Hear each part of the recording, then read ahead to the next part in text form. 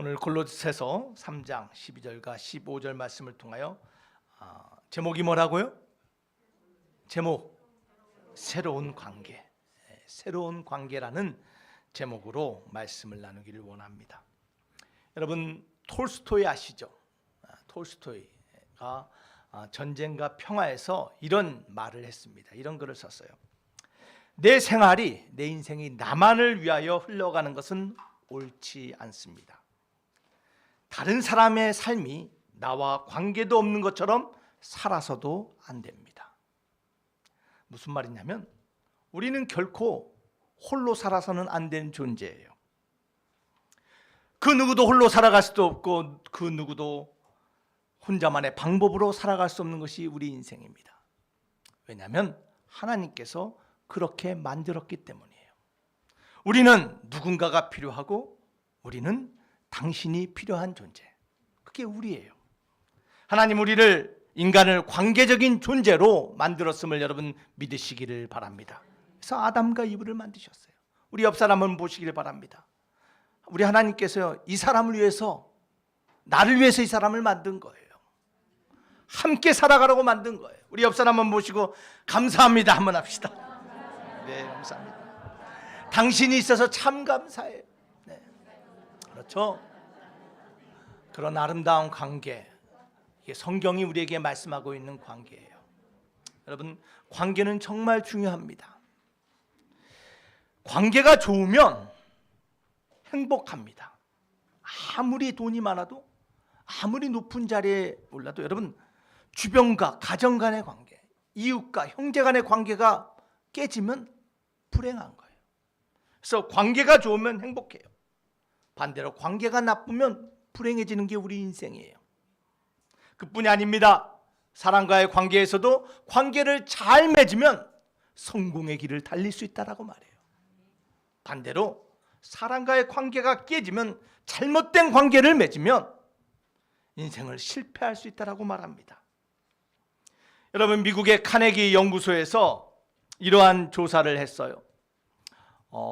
기술, 엔지니어링에서 일하는, 기술 분야에서 일하는 기술자들, 특별히 그들 중에서 재정적으로 아주 성공한 사람들, 금전적으로 성공한 사람들을 조사를 해서 물어봤습니다. 당신이 이렇게 재정적으로 안정할 수 있었던, 성공할 수 있었던 이유가 무엇입니까? 물어봤더니 15%의 사람이 뭐라고 대답했냐면, 내가 가진 기술 때문에, 내가 가진 지식 때문에 내가 이렇게 성공할 수 있었고 재정적으로 안정된 삶을 살 수 있습니다라고 말했어요. 나머지 85%의 사람은 내가 좋은 관계를 가졌기 때문에, 내 주변의 사람들이 나와 맞는 사람들, 이해하며 서로 나눌 수 있는 좋은 관계가 있었기에 내가 이렇게 재정적으로 잘 안정되게 살 수 있었다라고 보고한 결과가 있습니다. 인생의 삶은 누군가의 관계가 그만큼 중요한 것이에요. 성공적인 삶, 행복한 삶, 건강한 삶은 좋은 관계를 맺느냐에 달려 있어요. 여러분, 오늘날은 유병장수의 시대라고 합니다. 예전에는 복받은 인생은 무병장수라 그러잖아요. 병 없이 오래 사는 거. 근데 요즘은 과학이 발달해서 유병장수 시대래요. 병을 가지지만 길게 오래 산대요. 유병장수예요. 여러분, 무병장수가 됐던 유병장수가 됐던 여러분 생각해 보시길 바랍니다. 함께 사는 사람, 함께 만나는 사람과의 관계가 병들어 있다면 그것만큼 불행한 인생이 없어요. 복된 인생은 관계가 건강한 인생이에요. 그러한 인생을 살라라는 것이 여러분 우리 하나님의 뜻임을 믿으시기를 바랍니다. 여러분, 구원받았다라는 것, 하나님을 만났다는 것은 단순히 영원히 구원받은 데서 끝나는 것이 아니라 주님 부르실 그날까지 우리의 관계가 새로운 관계로 나아지고 건강해지는 인생, 그것이 바로 하나님이 원하시는 건강한 신앙생활임을 믿으시기를 바랍니다. 그래서 새로운 관계를 시작하게 하는 것이 여러분 하나님의 뜻이에요. 자, 우리 옆 사람에게 인사합시다. 우리 하나님은 새로운 관계를 시작하십니다. 하나님과의 사람의 관계가 이제 새로워지는 것, 과거와 다른 새로운 관계로 살아가는 것, 이것이 신앙생활이고 믿음의 생활이에요.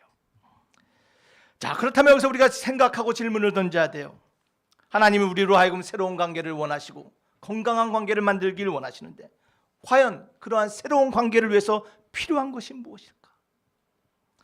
어떻게 하면 어디서 새로운 관계를 시작할 수 있을까? 새로운 관계에 대한 골, 목적이 무엇일까? 여러분 그렇게 생각할 수 있어요.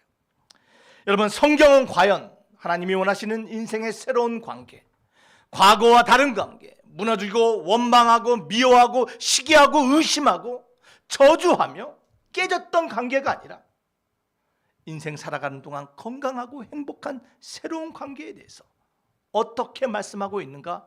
성경의 몇 구절을 통하여 제가 여러분들과 먼저 말씀을 나누기를 원해요. 성경에서 말하는 새로운 관계, 아름다운 관계의 모습이 무엇입니까? 요한일서 4장 11절은 이렇게 말합니다. 사랑하는 자들아, 하나님이 이같이 우리를 사랑하셨은즉 다같이 우리도 서로 사랑하는 것이 마땅하다. 하나님 앞에 새로운 관계, 새로운 인생의 시작을 살아가는 복된 자녀들이 반드시 목적으로 살아야 되는 것은 뭐라고요? 서로 뭐 하라고요? 사랑해야 돼요. 여러분 옆 사람 보시길 바랍니다. 한번 돌아보세요. 여러분 사랑하십니까? 서로 사랑해야 돼요. 두 번째로 하나님이 원하시는 새로운 관계의 모습은 무엇입니까? 로마서 12장 18절에 보니까 할 수 있거든 너희로서는 모든 사람과 더불어 화목하라. 할 수 있거든 누구와? 내가 좋아하는 사람? 모든 사람과 화목해라. Make a peace. 평화롭게 살라라는 거예요. 또한 성경이 우리에게 말하고 있는 새로운 관계의 모습은 무엇입니까? 로마서 14장 19절은 이렇게 말합니다. 우리 다 같이 한번 읽어보겠습니다.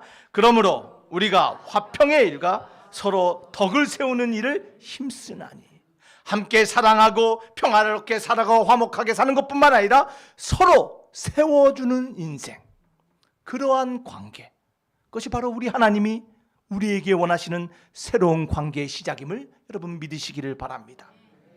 거기에 대해서 구체적으로 자세하게 말한 것이 바로 오늘 본문의 말씀이에요. 우리 본문의 말씀 우리 다시 한번 또박또박 자세히 집중해서 한번 읽어보겠습니다. 다 같이 읽습니다. 시작. 그러므로 하나님이 택하사 거룩하고 사랑받는 자처럼 긍휼과 자비와 겸손과 온유와 오래 참음을 옷 입고 누가 누구에게 불만이 있거든 서로 용납하여 피차 용서하되 주께서 너희를 용서하신 것 같이 너희도 그리하고 이 모든 것 위에 사랑을 더하라. 이는 온전하게 매는 띠니라. 그리스도의 평강이 너희 마음을 주장하게 하라. 너희는 평강을 위하여 한 몸으로 부르심을 받았나니 너희는 또한 감사하는 자가 되라. 자, 오늘 할렐루야. 오늘 본문의 말씀을 한마디로 말하자면 바로 새로운 관계, 건강한 관계, 행복한 관계, 그리스도 안에서의 새로운 시작의 말씀임을 믿으시기를 바랍니다.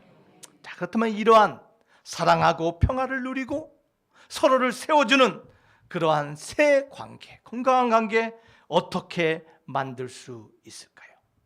여러분 이것이 우리가 던져야 될 질문이에요. 하나님은 우리를 불러주셨어요. 교회로 모아주셨어요. 자, 새로운 관계, 건강한 관계는 누가 만들어요? 누가 만들어줘요? 여러분 하나님이 만들어줘요? 우리가 힘쓰는 거예요. 성령이 하나 되게 한 것을 힘써 지켜라. 사랑의 띠를 매라. 우리가 하는 거예요. 여러분 정말 변화된 교회 되길 원하십니까?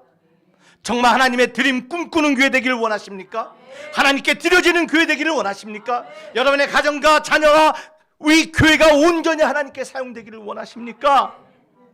그렇다면 우리가 새로운 관계의 시작을 시작해야 돼요. 과거와 다른 모습, 하나님이 원하시는 사랑과 화평과 서로 세워지는 교회, 이를 위하여 우리가 노력하고 하나님께 매달리고 구해야 되는 거예요. 어떻게 이러한 관계를, 새로운 관계를 만들 수 있을까요? 여러분 새로운 관계, 새로운 시작을 위해서는 반드시 이 세 가지 기본적인 단계를 반드시 지나야 돼요. 자, 첫 번째로 우리가 하나님이 원하시는 새로운 관계의 주인공이 되기 위해서는요, 제목 뭐라고요? 자신을 개선해야 돼요. 나를 개선하라. 새 관계를, 좋은 관계, 더 나은 관계를 만들기 위해서는 먼저 내가 더 나은 사람이 돼야 돼요. 더 나은 내 자신이 되어야 된다는 거예요. 그러기 위해서는 우리에게 필요한 것이 뭐예요? 내 자신을 바라봐야 돼요. 나를 바라봐야 돼요.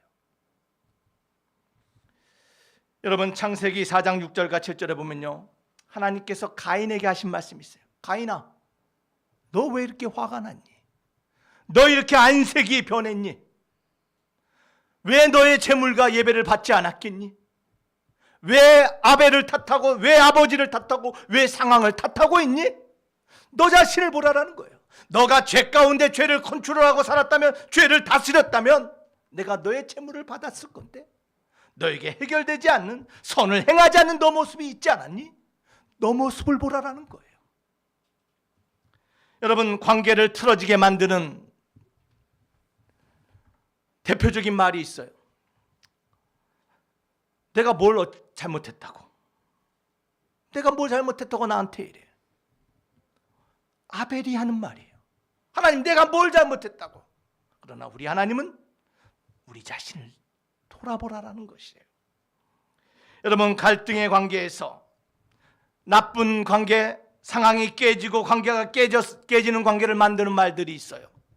내가 뭐 잘못했다라고 뿐만 아니라 많은 사람들이 관계를 어그러뜨리고 틀어지게 만드는 말이 있는데, 그 대표적인 말이 뭐냐면요, 너나 잘하세요.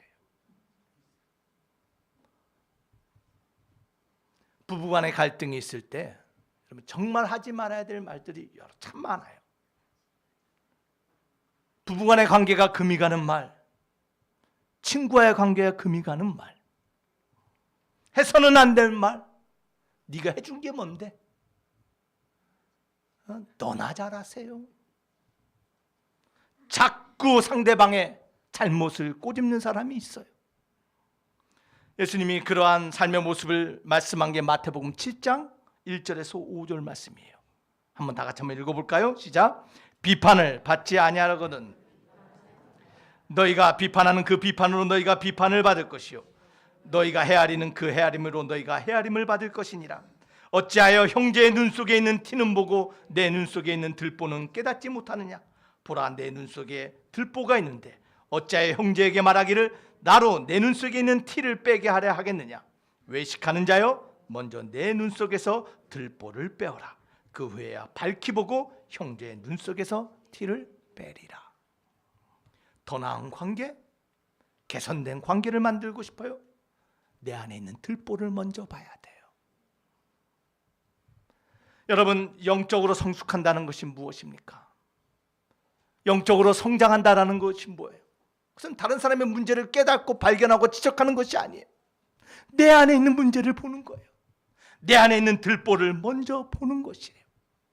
사랑하는 만석교회 성도 여러분, 우리의 관계가 새로워지길 원합니다.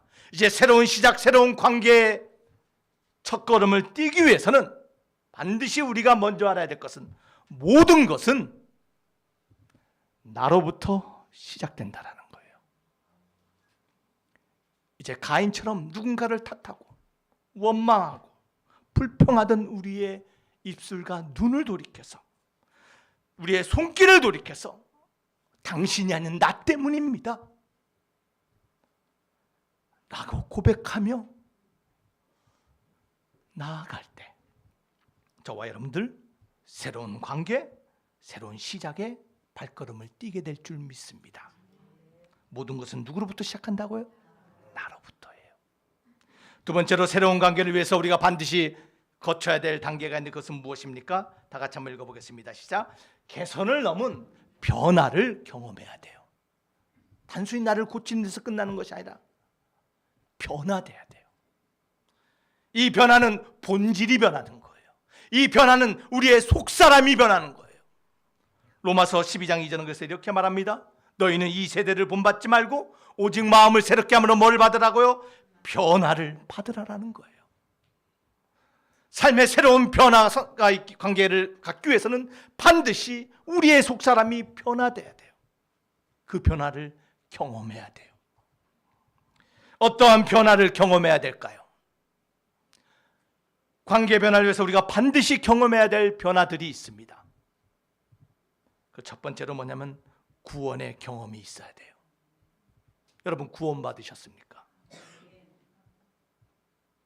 진정한 새로운 변화를 갖기 위해서는 우리가 구원이라는 그 믿음의 경험이 있어야 돼요. 여러분 구원이 뭐예요? 10원에서 1원 모자란 것이 구원입니까?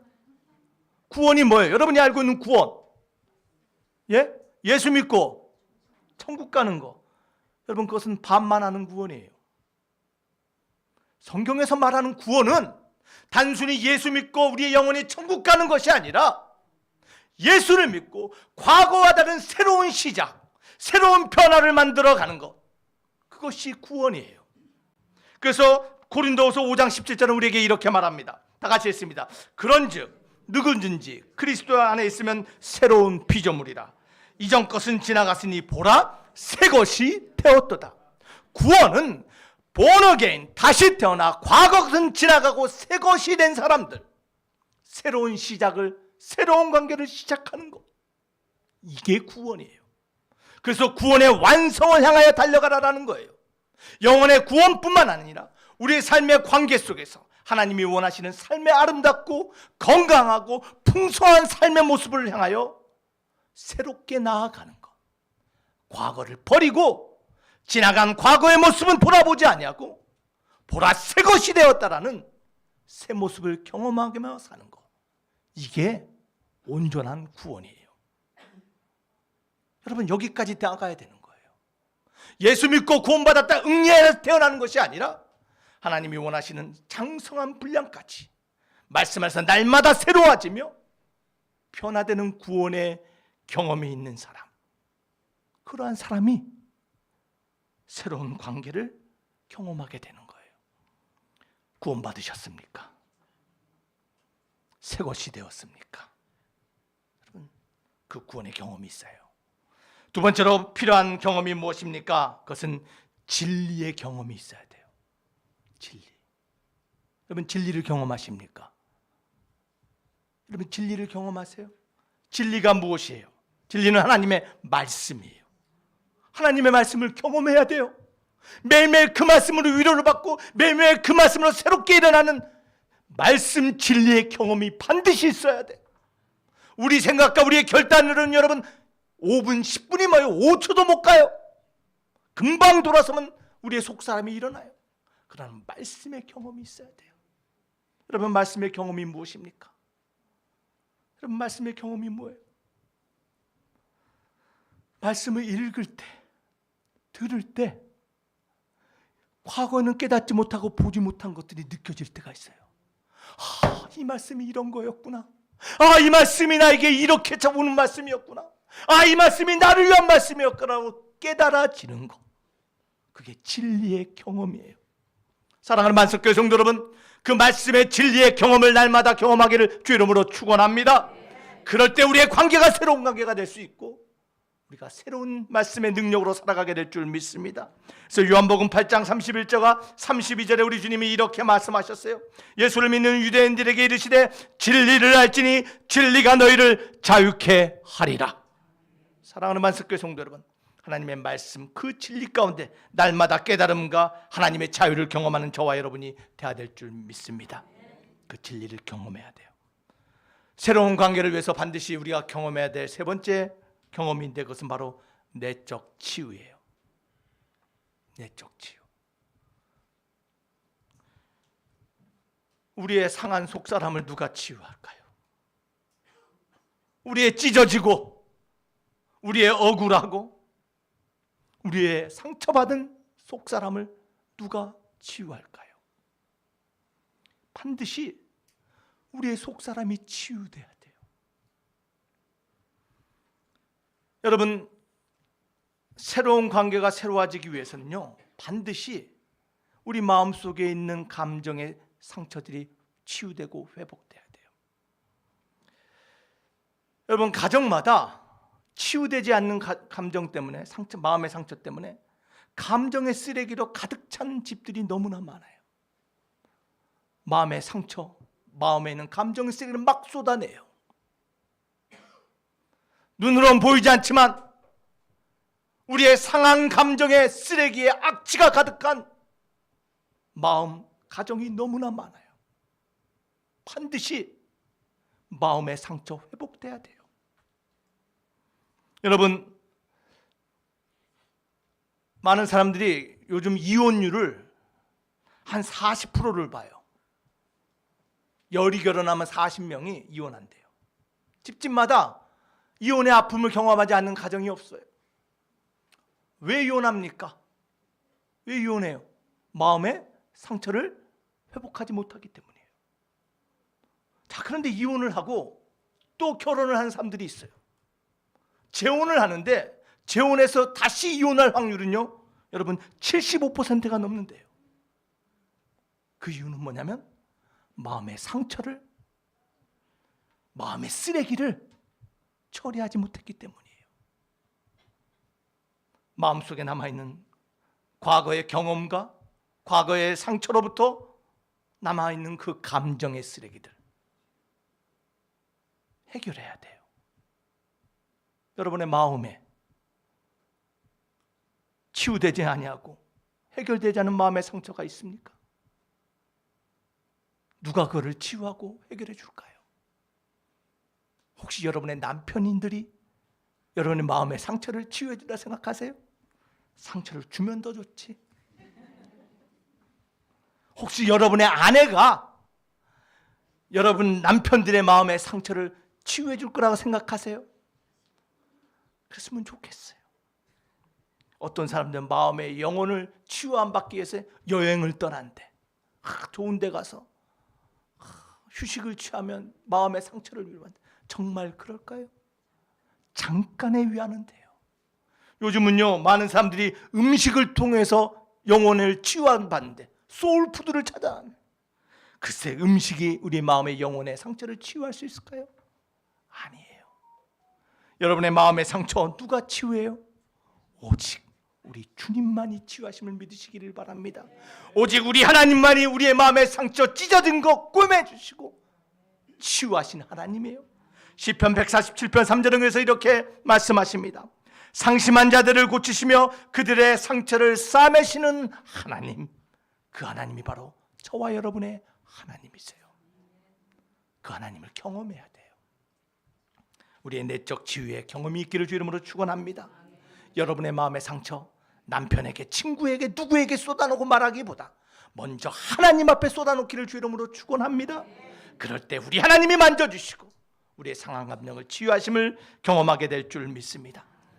네 번째로 반드시 우리가 변화를 위해서 경험해야 될 것이 있어요. 그것은 뭐냐면 능력이에요. 누구의 능력일까요? 하나님의 능력을 경험해야 돼요. 여러분, 하나님의 능력을 경험해 보셨습니까? 나의 힘으로는 감당할 수 없는, 나의 힘으로는 어쩔 수 없는, 나의 의지와 결단으로 감당할 수 없는 것들을 하나님의 능력으로 혹시 승리하며 이긴 경험이 있습니까? 여러분, 그럴 때 그 경험으로 인하여 새로운 변화, 새로운 시작을 할 수 있는 거예요. 다른 사람들과의 새로운 관계, 여러분 우리의 힘으로 안 돼요. 여러분, 미워하고 원수됐던 사람과 어떻게 사랑하고 하나님을 세워줄 수 있는 그 성경적인 아름다운 관계를 만들 수 있을까요? 우리의 힘으로 안 돼요. 혹시 나는 할 수 있다라고 생각한 사람이 있으면 여러분 꿈 깨시길 바랍니다. 우리의 생각과 우리의 감정으로는 안 돼요. 누구의 힘으로 가능해요? 하나님의 능력으로만 가능한 것이에요. 하나님의 능력으로 파괴되고 무너지고 깨진 관계가 회복됨을 믿으시기를 바랍니다. 그 하나님의 능력을 경험해야 돼요. 여러분, 그렇다면요, 회복시키는 하나님의 능력이 있다면 반대로 파괴시키는 힘이 있음을 여러분 기억하시기를 바랍니다. 누가 우리의 관계를 파괴합니까? 누가 우리의 관계를 금리가게 합니까? 누가 우리의 관계가 돌아서게 만듭니까? 누가 그렇게 해요? 사단이에요. 예수님이 말씀하셨어요. 도적이 오는 것은 빼앗고 멸망시키고 파멸시키기 위함이라. 내가 오는 것은 너희들에게 생명을 주고 풍성한 삶을 살게 함이라. 사랑하는 만석교회 성도 여러분, 도둑과 같은 사단의 그 파괴하는 힘, 우리의 힘으로는 감당할 수 없어요. 우리에게 필요한 것은 하나님의 능력이에요. 그래서 에베소서 4장 6장 말씀처럼 하나님의 전신 갑주를 입을 때만이 하나님의 능력을 입을 때만이 마귀의 힘을 이길 수 있는 거예요. 여러분, 고린도서 10장 3절과 5절 말씀 우리 다 같이 한번 보겠습니다. 우리가 육신으로 행하나 육신에 따라 싸우지 아니하노니 우리의 싸우는 무기는 육신에 속한 것이 아니요 오직 어떤 견고한 진도 무너뜨리는 하나님의 능력이라. 모든 능력을 무너뜨리며 하나님을 아는 것을 대적하여 높아진 것을 다 무너뜨리고 모든 생각을 사로잡아 그리스도에게 복종하게 하십니다. 사랑하는 만석교회 성도 여러분, 하나님의 능력만이 우리를 겸손하게 만들고 하나님의 능력만이 우리를 파멸시키고 무너뜨리는 사단의 힘을 이기게 함을 믿으시기를 바랍니다. 그 하나님의 능력을 경험해야 돼요. 그 하나님의 능력이 무엇입니까? 여러분, 갈라디아서 5장 22절과 23절 말씀 다 같이 한번 읽어보겠습니다. 시작. 오직 성령의 열매는 사랑과 희락과 화평과 오래 참음과 자비와 양성과 충성과 온유와 절제니 이 같은 것을 금지할 법이 없느니라. 우리는 그 성령의 9가지 열매라고 말합니다. 정확한 의미는 성령의 능력이에요. 성령의 능력의 열매예요. 하나님의 능력은 사랑과 희락과 화평과 오래 참음과 자비와 양성과 충성 온유와 절제예요. 여러분, 이 9가지 열매가 말하는 게 뭐예요? 이 모든 것은 인간 관계, 우리의 관계에 영향을 미치는 거예요. 사랑하는 반석교회 성도 여러분, 새로운 관계, 새로운 시작을 하게 되면 성령의 능력을 받아야만 가능해요.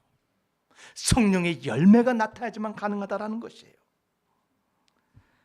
우리가 반드시 알아야 될 것은 모든 것은 나로부터 시작하는 것뿐만 아니라 두 번째로, 그래서 나는 하나님이 필요하다는 것을 기억해야 돼요. 하나님 없이는 안 되는 거예요. 여러분 배우자와 여러분 자식과 여러분 친구와 갈라지고 아픈 관계, 하나님이 도와줄 때만이 가능해요. 사랑하는 만석교회 성도 여러분, 하나님의 능력 전신갑주를 입기를 주 이름으로 축원합니다. 성령의 능력으로 열매 맺는 저와 여러분 되길 주 이름으로 축원합니다. 마지막으로 우리가 기억할 것이 있는데 반드시 기억해야 돼요. 그것은 뭐냐면 지금도 희망이 있다라는 거예요. 나로부터 시작한 거 알아요. 하나님, 나를 돌아봤어요.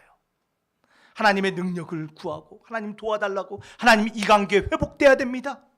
하나님 이 가정 다시 일어나야 됩니다. 하나님 이 교회 다시 시작해야 됩니다라고 하나님 함께 맡고 기도하는데 회복되지 않는 관계들이 있어요. 변하지 않는 사람이 있어요. 변하지 않는 내 모습이 있어요. 그럴 때 우리는 좌절을 경험해요. 포기하고 싶어요. 관계에 지쳐가는 사람들이 얼마나 많은지 몰라요.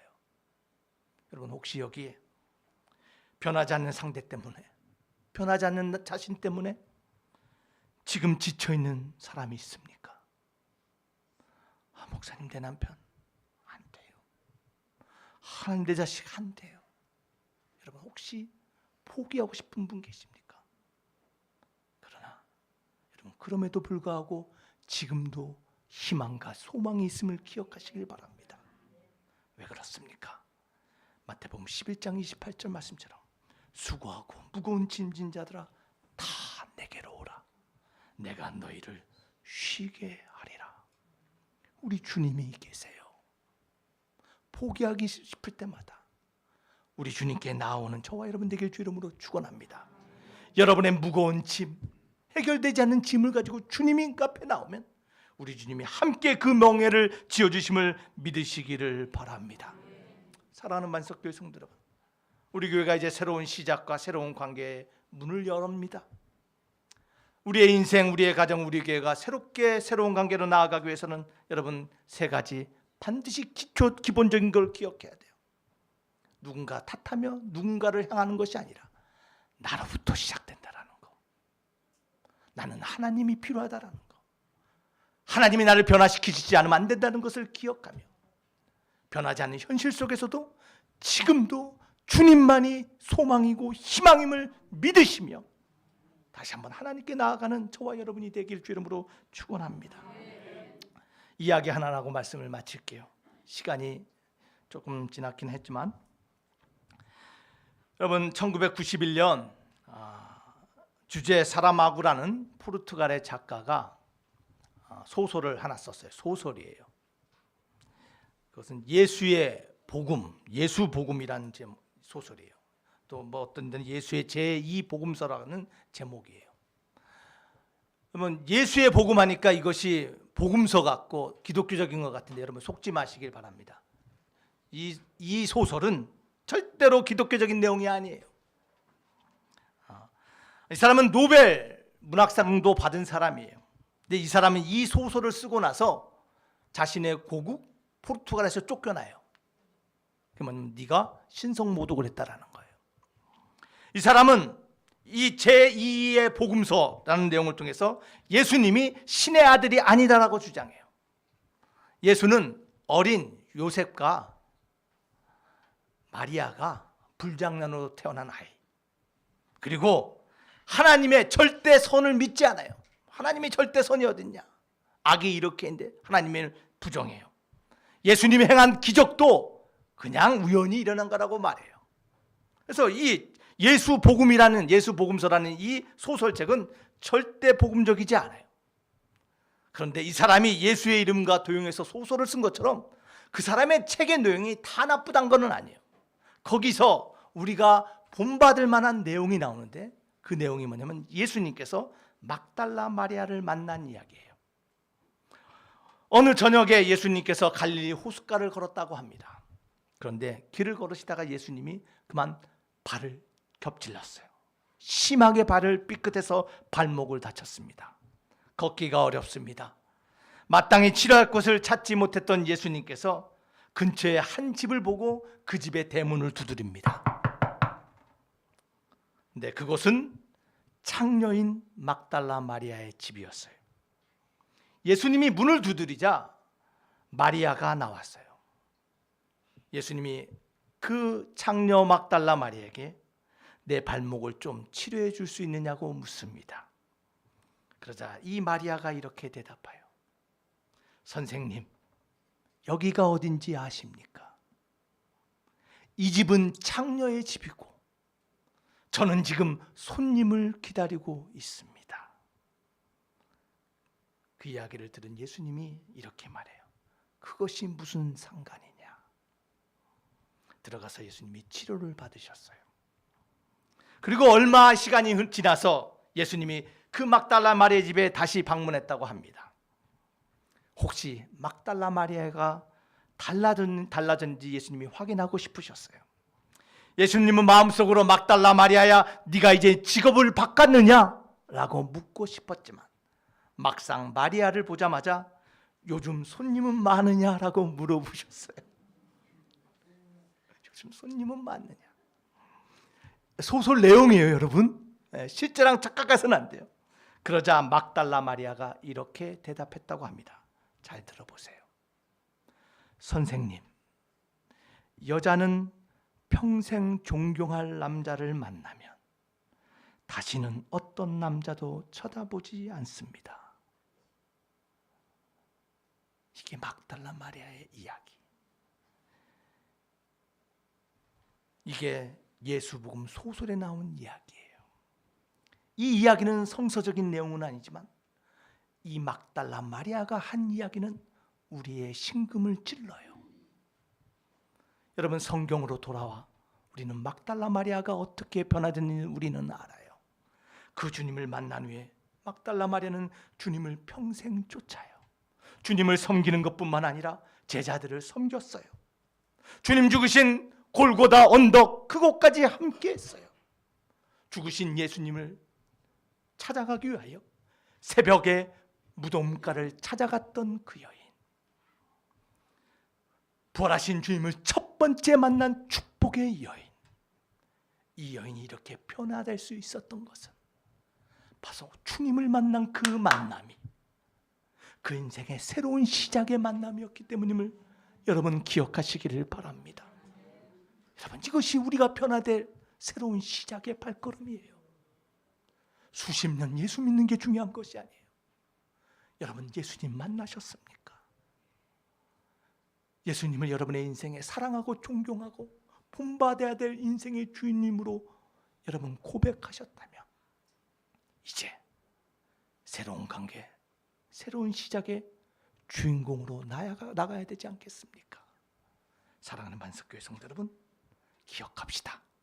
모든 것은 나로부터 시작하고, 그럼에도 나의 힘이 아닌 하나님의 도움 없이는 될 수 없는 우리들, 변하지 않는 삶의 모습 관계 속에서도 그래도 여전히 우리 주님이 소망 되심을, 희망 되심을 기억하며 오늘도 그 주님 앞에 나아가는 저와 여러분 되시기를 주 이름으로 축원합니다. 기도하시겠습니다.